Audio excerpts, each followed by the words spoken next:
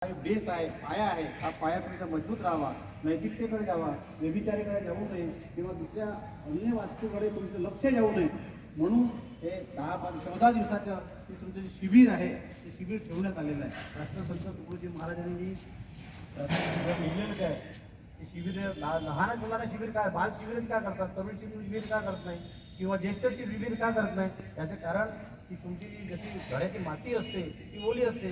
जेव्हापर्यंत आपल्याला ओली माती आहे तेव्हापर्यंत वाटते कसं आपल्याला ते करता येते, एखाद्याचे मडकं तयार करता येते किंवा कुंडी तयार करता येते. तसं तुमचं मन आहे, तुमचं लहान बालपण आहे. तुमच्या मनावर जसे जसे येतील तसं तसं तुमचं मन ओढत जाईल. म्हणून संगत आणि पंगतनं जेवताना जे जे पदार्थ जातात ते मोठा जसा अन्न तसा मन आणि जसा मन तसा तन, नाही का?